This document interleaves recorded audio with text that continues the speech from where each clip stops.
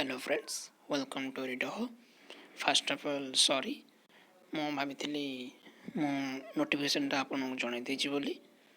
କିନ୍ତୁ ମୁଁ ଭୁଲି ଯାଇଛି ଆକ୍ଚୁଆଲି। ଓକେ, ତ ଏଇଟା ଡେଟ୍ ଆସିଥିଲା 14 ଫେବୃଆରୀର ନୋଟିଫିକେସନ୍ ରିଲିଜ୍ ହେଇଛି। ଓକେ, ୟୁପିଏସ୍ସିର ସିଭିଲ୍ ସର୍ଭିସ୍ ଏକ୍ଜାମିନେସନ୍ ନୋଟିସ୍ଟା। ଓକେ, ଆଉ ଲାଷ୍ଟଟା ହେଲା 5 ମାର୍ଚ୍ଚ। ଓକେ, ମାନେ ୟାର ବହୁତ କମ୍ ଦିନ, ମାତ୍ର 20 ଦିନ ଭିତରେ ଫର୍ମ ଫିଲ୍ଅପ୍ କରାଯାଇଛି। ଅଲରେଡ଼ି ଆଜି ହେଇଗଲାଣି କେତେ, आज अलरेडी है 25 तारीख। ओके, अलरेडी 10 दिन पाखापाखि पड़ेगा। तो 5 तारीख दिन आपंकर लास्ट डेट अच्छी। ओके, देखते यहाँ पकेबा कौ सैट्रे आप ना OPSC ऑनलाइन nic.in। ओके, जो लिखाई OPSC online.nic.in फॉर्म फिलअप करेंगे। आपको फास्ट फिलअप करा पड़ो आज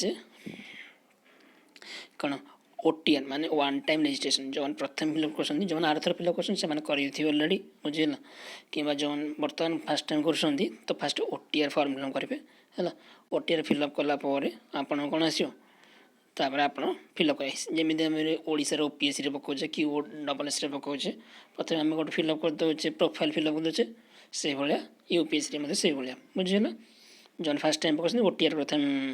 प्रथम आप्लाय करेंगे। ओटीआर फिलअप कर सारापर आपणकर रजिस्ट्रेशन हो जोटा कि once in a life time. Okay, आ मॉडिफिकेशन ओटीआर प्रोफाइल ना आप चाहिए बोले ओटीआर प्रोफाइल के करेंगे ना इन केस तो candidate wants to effect any change in his OTR profile it shall be allowed only once in life time after the registration at OTR platform. जब आप थे ओटीआर प्लाटफॉर्म रजिस्ट्रेशन करदे आउे जीवन में मात्र थे मात्र आप अलाउ हे कौन ओटीआर प्रोफाइल की चेंज करने तो ओटीआर टाक भलसे फिलअप करेंगे बुझीगला। तो change of in OTR profile data shall be available till expire of 7 days from the next day after the closure of application window. जो दिन आपनकर एप्लिकेशन विंडो क्लोज हो तार 7 दिन भितर आपनकर पुणी थे ओटीआर आप चेंज करेंगे। परदिन आप चांस मिले आपको कौन जो दिन सरला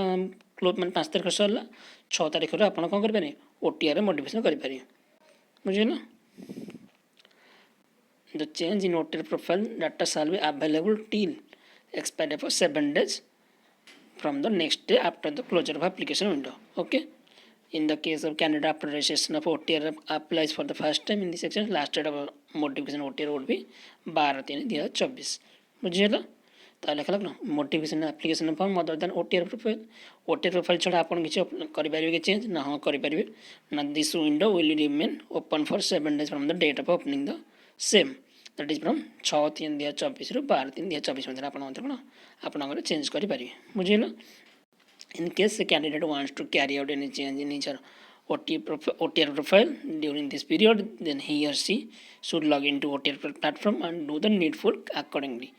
In other words, no change in OTR profile can be made by visiting window for modification application। तो से कहता आप OTR प्लाटफर्म ही चेंज करेंगे OTR विषय बुझेगा। किंतु आप एप्लिकेशन फॉर्म चेंज करते तो एप्लिकेशन फॉर्म ओपन करके चेंज करेंगे बुझेगा। दुटा अलग अलग प्लाटफर्म अच्छे है ये जिन रहा आप डॉक्यूमेंट्स रचार अच्छी लास्ट डेट तो हमने चाहिए 5 तारीख टिल 6 PM बुझे संध्या 6टा जाए अच्छी राति 12टा जाए भावेनि तेणु जिते जल्दी पकेबे हेते जल्दी आप भल कारण ये अच्छी माने फास्ट अलर्ट जो मैंने प्रथम पकेबे से प्रथम अलर्ट हम बुझे ना। मनकर फॉर एग्जांपल आम कटक पकड़े आम गोटे सेंटर रोज कटक आई थिंक कटक गोटे रोज बोधे है जो कटक फिलअप होगा बोले आपको आउ को अलग जगह पकईदे बुझेगा। जो मैंने दिल्ली फिल्ली रोशन पाने से जो बहुत पपुलेशन एरिया तेणु पाने दिल्ली फिल्ली एरिया तेणु जल्दी फिलअप हो जाए बुझेगा। तेना आप जल्दी फिलअप कर दिखाते है मुझे आज काली भितर बिल फिलअप कर बहुत भल अलरेडी 10 दिन हो गलानी बुझेगा। आ रहा आप किसी नेगेटिव मार्किंग भी अच्छी बुझेगा 1/3 नेगेटिव मार्किंग रहा जी मार्क आपको आप्लाय थी बुझेगा। आप चाहिए ये नंबर रे कांटेक्ट करें किसी डाउट थी ये नंबर रहा। ओके, 3टा नंबर देती वर्किंग डे आप कॉल कर 10टा ରୁ 5टा भितर पचारि पारे बुझेगा। यूपीएससी नंबर हेल्पलाइन नंबर ଏତିକି ଜିନିଷ ଆଉ ରହିଲା ଏଇଟା ହେଲା ମେନ୍ ଜିନିଷ ଏଥରକ ନୂଆ ଜିନିଷ ଆଡ଼୍ ହେଇଛି ଯେଉଁଟା ହେଲା କ'ଣ instruction 9 number point instruction in respect of uploading photograph while filling up the online application form. Okay, the photograph uploaded by candidate should not be more than 10 days old. 10 दिन अधिक आप ओल्ड होता photo बुझे ना माने recent photo आप उठेदेवे आ से आप लिखे कौन आप तले फोटो जी आम सैजटा अच्छी पासपोर्ट साइज फोटोटा बुझे ना तले आप दुकान को पलैबे कहे मोर तले ना कौन डेट पकईदा बुझेगा मैंने कौ डेट ना जो फोटो आप उठे बुझेगा मैंने बेसिकली कह 10 डेज भितर ही सी कही फोटो उठे तेणु आप जो दिन नोटिस बाहर ही आप डेट पकेबे कि आज डेट चाहिए आज डेट पकई दे पारे असुविधा नहीं बुझे ना पूर्ण डेट पकेबे ना 10 रु अधिक 10 दिन अधिक डेट पछुआ करेंगे ना हईराण हे ओके तापर है date on which photograph was taken okay और कैंडिडेट फेस रहा 3/4 स्पेस बुझे यहाँ है बहुत मैंडेटरी से कारण बोर्ड लिखन देखो बोर्ड अच्छी कैंडिडेट फेस रहा 3/4 of the space in the photograph okay आ गोटे भल जिन लिखाई देखो पूरा से लिखी appearance must match with their photograph at the each stage of examination process preliminary main interview है आप जो हिसाब से फोटो देते हैं से हिसाब से ही आप एग्जाम सेंटर को जी for example if a candidate upload a beard photograph he must appear with the same look in the preliminary main and interview and personal test बुझे ना आप बियर्ड फोटो देवे आप से हिसाब से एग्जाम सेंटर को जी बुझे माने 3 टा प्रिलिम मेन इंटरव्यू तेणु काइंडली भलसे देवे और जो मैंने स्पेक्टाकल यूज कर चश्मा यूज कर चश्मा फोटो देवे तेनाली चश्मा पिंधि एग्जाम हल को जी और जो मैंने निश रखी मुस्टचे है से रखते से हिसाब से दाड़ी रखी जो हिसाब से दौरान से हिसाब से एग्जाम हल को जी बुझीगला एट स्ट्रिक्ट लिखाई एथर नुआ आड होती जिन रहा और आउ इम्पोर्टाट जिन यहाँ आप जानी तो आम जाने कौन IAS आउ IFS IPS एरा सब कौन आप फिलअप करेंगे सब आम सब के पाखापाखि 21टा पोस्ट अच्छी जो कि 1056टा पोस्ट टोटाल बाहर जो 40टा है कौन रिजर्व PWD कैंडिडेट मान ओके ये इम्पोर्टाट जिन आउ कि इम्पोर्टाट जिन आई थिंक देखिए कौन अच्छी देखो सेंटर अच्छी आपंकर प्रिलिमिनरी सेंटर है मैंने अगर आम ओडिशा भुवनेश्वर न थाए कटक थाए बुझे ना देखो कटक 7 नंबर पॉइंट अच्छी 45 नंबर कोड ओके आउ संबलपुर अच्छे चेक करेंगे मत लगुच न ना ब्रह्मपुर संबलपुर किसी ना आई थिंक है फिर भी आप चेक करने मुझे जानवर कटक थाए ओके और देखो मेन एग्जाम में भी सेंटर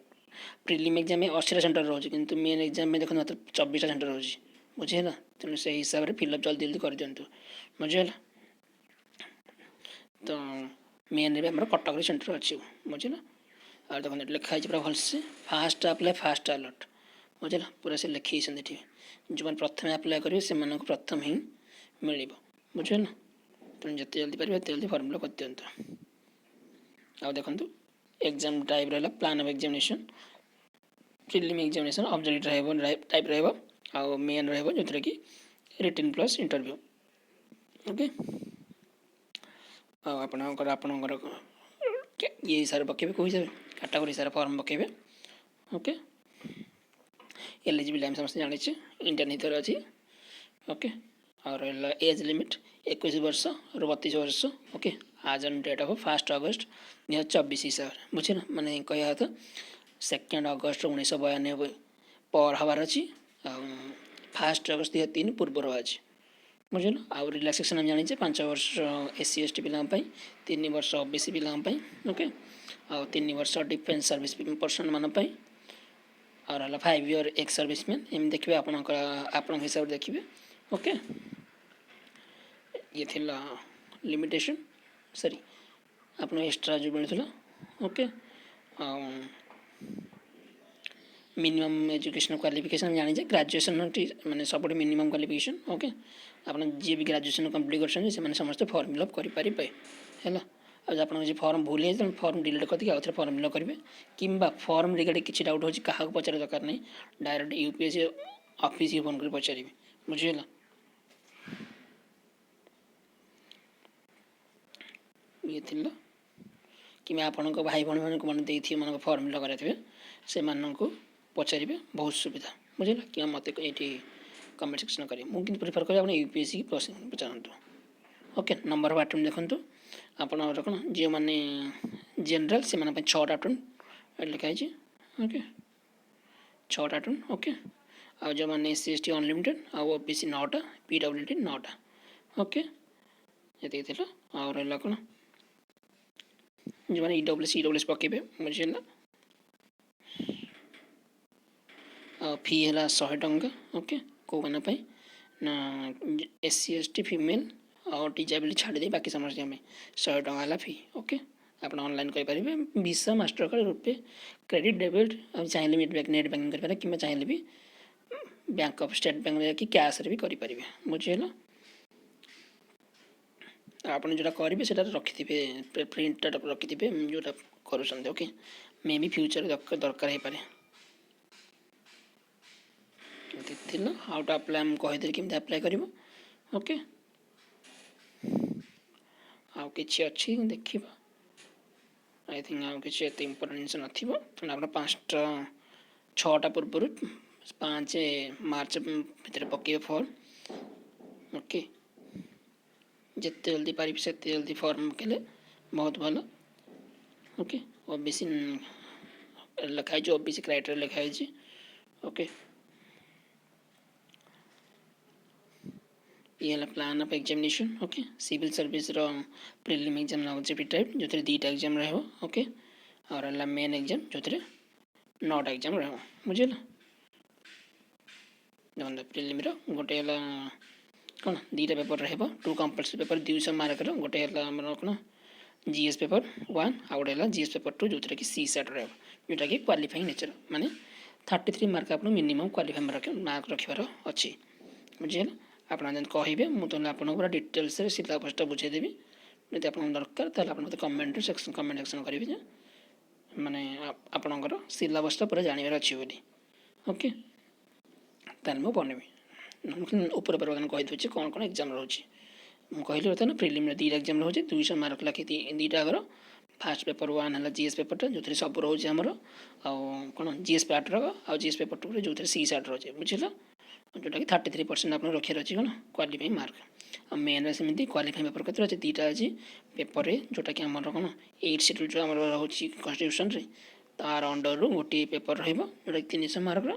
पेपर भी इंग्लीश कंपलसरी समस्ते 300 मार्क बुझे ये 2टा क्वालिफाइंग पेपर ये 2टा क्वालिफाई कले आप बाकी सब खाता देखा ना देखानी जमीक आम ओपीएससी बुझे आ paper 1 is 250 mark paper 2 GS1 250 paper 3 GS2 250 same paper 4 paper 5 यही सब GS3 GS4 है 250 और पेपर 6 जोटा कि ऑप्शनल सब्जेक्ट पेपर 1 250 पेपर 7 जोटा कि ऑप्शनल सब्जेक्ट पेपर 2 250 टोटाल है 1750 मार्क आप काउंट करा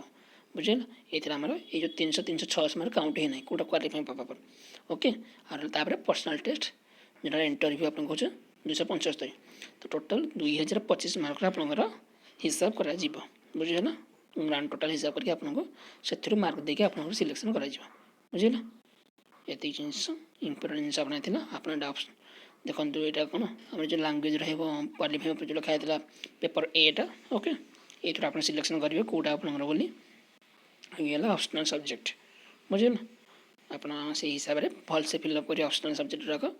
ओके ये इम्पोर्टेंट जिन ये बता पलि आस आप सिलेबस ओके सिलेबस देखो ओके अलरेडी पीडीएफ दे 14 तारीख मु भूल वीडियोटा बनईनी तो से आउ थे सरी कहूँ ओके तो ये दैट्स इट ये है पेपर ओके जीएस पेपर तक आईठू आरंभ होगा आपंकर ऑप्शनल सब्जेक्ट जे जो हिसाब से ऑप्शनल जहाँ नहीं पाइल बुझीगल ओके दैट्स इट जो किसी रिगार्डिंग डाउट थी मत कमेंट कर ऑप्शनल केमी चूज कर कि जीएस केमी कौन पढ़ कि सिलेबस बुझीपारन सिलेबस केमती कौन कौटू स्टार्ट कर कि सिलेबस बुझीपारन सब कहीदेवी जदि आपण मैंने इच्छुक अच्छा जानापी okay thank you have a nice day.